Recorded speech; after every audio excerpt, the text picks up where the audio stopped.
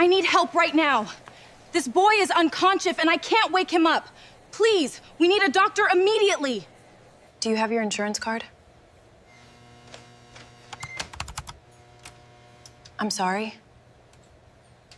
I'm sorry, we can treat him without a police report and a deposit. What is this? In this country? What is this? I am a nurse. You are a doctor.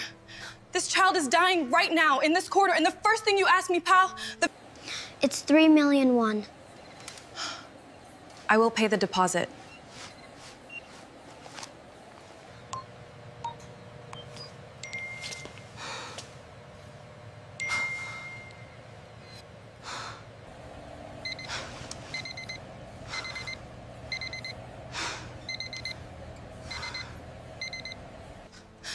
I am a nurse. You are a doctor. This child is dying right now in this corridor, and the first thing you ask me, pal, Please, stabilize him first. I can offer my services to the hospital. I am a trained nurse. I will work off the cost. Please. Please don't let this child die. He is 6 years old and he is dying. You will take him right now or I will end your career. But the procedure. I said now. I am asking you. I am begging you. Please. Please don't let this child die. But we'll come back to that. Because before we go any further, I need to stop and ask you something. You're watching this. You're comfortable, wherever you are right now. And I need you to ask yourself honestly. If you turned a corner and found a child on the ground, not your child, a stranger's child, a child from a different country, a different culture, a child whose name you don't know, would you pick him up? Would you carry him 6 blocks? Would you stand at a hospital desk and offer your phone, your money, your body, your time, for a child who has nothing to do with you? Or would you film it? 7 people were on that street. 7 phones out before the sound of the impact had finished. 1 woman picked him up. Now let me tell you who she was. And how she got to that corner. And what happened when the doors opened. Nobody stopped. That's the thing that has to be said first, before the boy and the car and the father and all of it. Nobody stopped. There were at least 5 people on Yunharing Row when the silver SUV went through the light at 3:51 p.m. on a Tuesday afternoon. 5 people who watched a schoolboy get hit at the crosswalk outside Hanguk Elementary, who watched the SUV correct, slow for exactly 1 second, and then accelerate around the corner. 5 people with phones already recording. Nobody moved toward him. Nobody except her. Aria Mensah was 24 years old, from Atlanta, 2 years and 8 months into a nursing contract in Seoul that she had taken because the opportunity was real and the money was better, and she had always wanted to know what it felt like to be somewhere entirely new and entirely dependent on herself. She was wearing her scrubs because she always forgot to change before she left the clinic. Comfortable shoes because 12 hours on a ward floor teaches you things about footwear faster than any other education. She had no bag, she'd left everything in her locker because she was going straight home and home was 10 minutes and she just needed air after the shift she'd had. She was getting air when she heard it. Not dramatic. People always imagine it dramatic, something cinematic, something that announces itself. It was just a thud. The dense sound of something small meeting something fast. And then 1 second of horrible quiet. And then the SUV's engine adjusting as it turned the corner and was gone.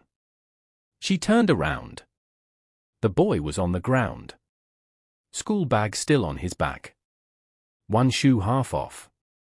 He was face down and not moving, and from 30 meters away, even before she reached him, she could see the rise and fall of his back was wrong. She was already running. She got to him and turned him over, her training moving faster than her thoughts, her hands already doing what her hands knew to do. Airway. Breathing. The sound she heard when she put her ear near his mouth stopped her for 1 second. Wet. Pressured. Air going somewhere it shouldn't. Call an ambulance, she said to the nearest phone, in the voice she used when a patient wasn't listening and she needed them to hear her without needing to repeat herself. The person looked at her. Call an ambulance. Not a request. 2 people called. And then she looked at the boy, his name tag, Park Si-woo. She could read the romanization on the bottom edge. At the cartoon dinosaur on his backpack. At the 6 blocks between her and the nearest hospital, and the fact that the ambulance operator had just told her 14 minutes minimum response time. 14 minutes. She looked at him, and the street. She did the calculation that she already knew the answer to. She picked him up. He was small, lighter than she expected, the lightness of children that always surprised her even after 2 years of pediatric shifts. She got him onto her back, got his arms around her neck as best she could, kept one hand pressed against his ribs, monitoring. Started walking. Then walking faster. Then as close to running as she could manage with his weight and her 12-hour legs and the 6 blocks between here and the emergency ward doors. People watched her go. Nobody helped. One man, middle-aged, holding a convenience store bag, stepped forward when she passed him, looked at them, and the phone in his other hand. And stepped back. She didn't have time to be angry. She tucked it away somewhere to be angry about later, and she kept moving, and the boy on her back kept making that sound, and she counted the blocks like a prayer. 6, 5, 4, 3, 2, 1. And that's where you came in. That's the reception desk. That's the doctor and his protocol and his deposit and his police report. That's Aria Mensah standing in a Korean emergency ward with someone else's child on her back, offering everything she had, waiting to find out if everything she had would be enough. And then the doors opened. He came through the hospital entrance at 4:31 p.m. Aria felt it before she saw it, the change in a room's atmosphere when someone arrives who is about to rearrange it. She turned from the reception desk. He was tall. Dressed like work, like he'd come directly from somewhere that mattered and hadn't stopped to think about it. Dark coat. The face of a man whose last 2 years had removed everything decorative, leaving only the essential. He was already scanning the room, already moving, the eyes of a father who had received a call and had been driving on pure adrenaline since the moment it ended. His eyes found the boy on her back. He crossed the corridor in 4 strides. Si-woo Ya. He got his hands under his son and she transferred the weight, and the moment the boy was in his arms something moved through Junho's face that she didn't have a name for and didn't try to name. He turned to the reception desk. He said his name. And the entire grammar of the room changed. The nurse was standing. The doctor who had not moved for 11 minutes was moving now, calling down the corridor. A second doctor appeared from somewhere. A gurney materialized. Someone was on a radio. The double doors opened. Aria stood at the edge of it. She was still in her scrubs. Still had Park Si-woo's blood on her shoulder where his mouth had rested. Her feet were reporting serious complaints. Her hands had a residual shake in them that she was choosing not to look at. She watched them take the boy through the doors. She watched Junho follow without looking back, already surrounded by white coats, already being told things, already inside the machine that had refused to turn on until the right name walked in. The reception nurse sat back down. The fluorescent lights buzzed. Aria stood where she was. She didn't leave. She told herself it was the nursing reflex, the compulsion to see a thing through, to know the outcome before you walked away. She told herself it was professional. She told herself all of this and sat down in the chair in the corner and stayed. He came out at 7 p.m. She was half asleep in the chair, head back against the wall, the unconsciousness of a body that had stopped asking permission. She heard his footsteps first. Purposeful. The sound of someone who knew exactly where they were going. She opened her eyes. Yoon Junho was standing in front of her. Different now, still the same coat, same face, but the emergency had resolved, she could read it in the set of his shoulders. The boy was going to be all right. The boy was going to be all right, and this man was standing in a waiting room looking at the woman who had been in the corner chair since before he arrived and still had his son's blood on her scrubs. "You're still here. I wanted to know he was okay." "How long?" "Since before you came." He looked at the dried blood on the shoulder of her top, at the exhaustion on her face that wasn't one afternoon but something longer, accumulated, the exhaustion of someone who works hard and had added carry a stranger's child and beg for his life to a shift that was already 12 hours long. He sat down. Not across from her. Beside her. He didn't speak for a moment. He sat with the stillness of a man who had just come back through the worst door he could imagine and needed 30 seconds to simply be still on the other side of it. Pneumothorax, that's what I was hearing. The impact collapsed part of his lung. Air collecting where it shouldn't be. You knew. I'm a nurse. I recognized it. That's why you ran. That's why I ran. That's why you. He stopped. He looked at the double doors his son had gone through. Back at her. They didn't want to treat him. She didn't answer. The doctor. He made you beg. Yes. Something moved across Junho's face. Not a small thing. He looked at the reception desk for a long time. Then, what's your name? Aria. Aria Mensah. From? Atlanta. Georgia. You finished a shift before this. 12 hours, yes. You didn't know him. You had no reason. He was on the ground. He looked at her the way people sometimes look at things they can't immediately categorize. Not with suspicion. With the attention of a man learning a new fact about the world. Yoon Junho. I know. The nurses said. What else did they say? That the deposit had already been paid. Funny how that works. He walked home alone. He wasn't supposed to. The driver was late and he decided. He's 6. I know. He had his school bag on. I know. I didn't take it off. I should have, but No. Don't.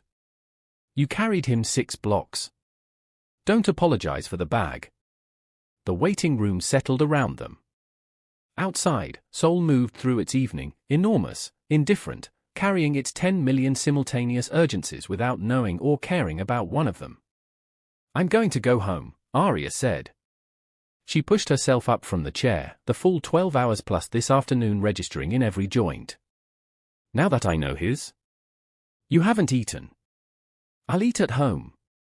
There's a canteen on the 2nd floor. They close at 8. He checked his watch.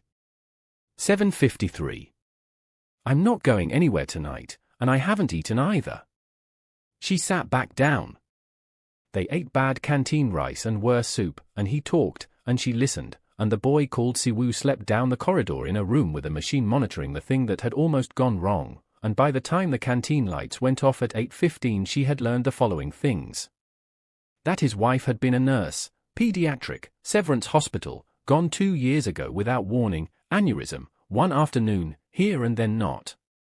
That her name was Lee Mi-rae and she had been the kind of person who sent voice notes instead of texts because she said you couldn't hear someone smile in a text. That Siwoo had been 4 when she died and was now 6 and looked exactly like her.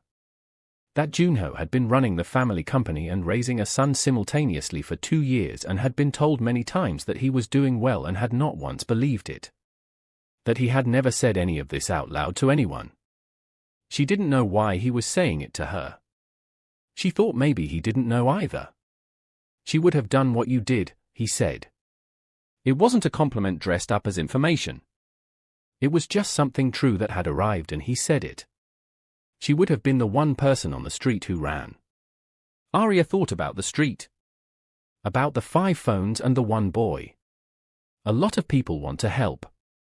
They just want someone else to go first. You didn't wait. I'm not good at waiting. No, he said. I don't think you are. She came back the next day. Not for him, she told herself that clearly, on the walkover, in her own actual clothes this time, with her own wallet and her own coffee. She came back because Siwoo was 6 and had a collapsed lung and no mother and a father who was trying to do 2 impossible things at once, and because she'd been the one to carry him here and that felt like something she wasn't done with yet. She brought fruit, expensive ones, the pre-cut melon from the nice place near her apartment. She put it on the table beside the bed without making it a thing. "You carried me?" he asked. She blinked. "You remember?" "A little. Your back smelled like hospital." "I work in a hospital." "My mum worked in a hospital." "I know, your dad told me." "Are you going to come back?" She looked at the fruit, at the cartoon dinosaur backpack hanging on the hook by the door. Someone had cleaned it. The blood was gone. "Yeah, I'll come back." She came back. Junho's mother came on the 3rd day. Aria had been there an hour when the door opened and the woman walked in, 70s, small, immaculately put together in the way of women who have never needed their clothes to make announcements for them. Dark coat. Good shoes. Silver hair secured with the precision of someone who had been doing it the same way for 50 years. She looked at Siwoo asleep in the bed. At Junho in the chair. At Aria in the other chair with a paper cup of coffee and a half-finished chart she'd been helping a nurse friend understand. The woman's eyes went past her son entirely and landed on Aria. She sat down across from her. Not across from her son. Across from Aria. "You carried him?" "Yes." 6 blocks?" "Yes." "In your work clothes?" "I didn't have anything else." "You begged the doctors?" "You offered your phone?" "Your wages?" "Yourself?" He was dying. The woman was quiet for a moment. She had the quality of someone who used silence like other people used punctuation, economically, to make the following sentence land exactly right. "My son's wife, Mi-Ray. You know about her?" "Yes." "She would have carried him too. She did this thing, Mi-Ray, she would hold your face in her hands when you were sick. Both hands. Like your face was something she was responsible for. Siwoo does it now, to his father. When Junho looks sad, he holds his face. He learned it from a photograph. He never got to learn it from her directly. The room held that. "I'm Im Soo-jung, I'm his grandmother." "Aria. I know who you are." She looked at her with dark eyes, direct, one that had been reading people for 70 years and had stopped being patient with pretense a long time ago. "I want to ask you something and I want a real answer." "Okay. Why did you stay?" "After the hospital. After we knew he'd be all right."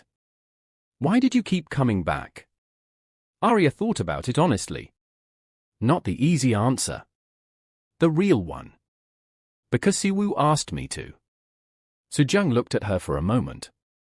Then she nodded, the nod of a woman who had asked a question and received exactly the answer she was testing for. She picked up her bag and stood. "Come for dinner on Sunday, the house. I'll send the address to Junho." She looked at her son, who had said nothing during this entire exchange and appeared to have no intention of starting. "He won't object." Junho did not object. It was 2 months before Junho said anything. Not because he didn't want to.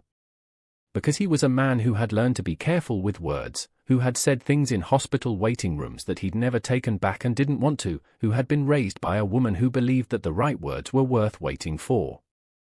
He said it on a Sunday, after dinner, after Siwoo had fallen asleep on Aria's arm on the couch watching a nature documentary about sea turtles, and Soo-jung had gone to the kitchen with the plates and given them exactly the privacy of someone who had been orchestrating this moment for weeks. "I think about the street. What you walked past, to get to that corner. Your shift. Your tiredness. Everything you could have done instead. And then I think about what you did instead. Anyone would have. 5 people didn't. I'm not ready, I want to be honest. It's been 2 years and I'm not finished with the grief. I don't think grief works that way, finishes. But I'm not the same as I was 6 months ago. I notice when you're not here. Siwoo asks for you. And I think he shook his head. I don't know how to say it without it sounding like too much too soon. Then say it anyway. You're something to me. I don't know the full shape of it yet. But you're something to me and I didn't want you to not know that. She looked at Siwoo on her arm. At the rise and fall of his chest, easy now, untroubled, the breathing of a boy who had come back from something and didn't know it yet. Okay, she said. Okay, it's enough. Okay, it's honest. Honest is the foundation. He held that. My mother says that. Your mother is a very smart woman. She said you were the real thing the day she met you. She said that. She said anyone who begs a doctor with her rent money and then comes back the next day with fruit is either a fool or the real thing, and you don't look like a fool. Aria pressed her hand over her mouth. Outside, Seoul went about its business. Enormous and indifferent and carrying 10 million stories in its current, most of which would never be told. This one would. Summer. Atlanta. Aria's mother's kitchen, which was less a kitchen and more a jurisdiction, where nothing happened that Mama Adwoa had not approved in advance, where the smell of groundnut soup hit you at the front door, where the radio was always on and the volume was always a matter of ongoing household dispute. Junho stood at the counter and did exactly what Aria had told him not to do, which was try to help, and Mama Adwoa moved around him with the efficient tolerance of a woman absorbing a new variable into a long-established system. Siwoo was at the kitchen table. He had Mama Adwoa's reading glasses on his face, which she had given him herself, and he was examining a photograph from the wall, Aria at maybe 10 years old, gap-toothed, in a church dress, unimpressed. She looks the same. Siwoo ya. No, he's right, Aria called from the living room. I look exactly the same. Mama Adwoa looked at the photograph. At the boy. At the man at her counter who was standing in exactly the wrong place for what she needed to do but who had, she had decided 2 hours ago, the quality of someone who would be hard to knock over. She called me about you, before she told me you were coming. She called and she said, Mama, there is a man, and he is not ready and I am not rushing him, but I think he is the kind that keeps. She set a spoon down and looked at him directly. Is that true? Are you the kind that keeps? The kitchen was quiet except for the radio, some old high-life song, the ones her mother always chose on Sunday. Yes. Mama Adwoa picked up her spoon. Good, then you can stay. Sujung had Mireille's photograph in the main room of the house. She had moved it herself, the first time Aria came for Sunday dinner, to the spot where the afternoon light came through the east window and hit it best. Nobody commented on it. Nobody needed to. Some things make room. That's all. Not erased. Not replaced. Just rearranged, the way you rearrange things in a house when the house is going to hold more life than it used to. On the night Junho told Siwoo, not a big conversation, a small one, on the couch, sea turtles still on the TV, Siwoo had listened with the seriousness of a boy who understood that serious things were being trusted to him. Then he had reached up and held Junho's face in both his small hands. The way he'd learned from a photograph. The way his mother used to. Is Aria going to live with us? He asked. We're going to take it slowly. But eventually. Eventually. Siwoo considered this with the judicial thoroughness of a 6-year-old weighing the evidence. Okay, but she has to keep bringing the melon. Here's what I want to leave you with. 5 people on that street. 5 phones out. 5 people who watched a schoolboy get hit by a car and made the calculation, not my problem, not my risk, not my story. And 1 woman. Finished shift. No bag. 12 hours in her feet. Who heard a sound and turned around and didn't calculate at all. She just ran. That's the whole thing. The whole story lives right there. Because the hospital and the father and the grandmother's kitchen and the Atlanta summer and the sea turtles on the couch, none of it happens without the moment she decided not to walk past. You can talk about fate. You can talk about timing. You can talk about the right person at the right corner at the right 3:51 p.m. Or you can talk about a woman who saw a child on the ground and picked him up. Who carried him on her back through a city that watched. Who stood at a desk and offered everything she had, her money, her time, her hands, herself, for a boy she didn't know. Some people film it. Some people run. Everything, always, depends on which one you are. If this story found you, if you were with Aria from that street all the way to that Atlanta kitchen, you know what to do. Like, subscribe, and tell me in the comments, what got you first? The hospital? Siwoo asking if she was coming back? Or you already knew from the moment she picked him up? Because that conversation is going to run all week. See you in the next one.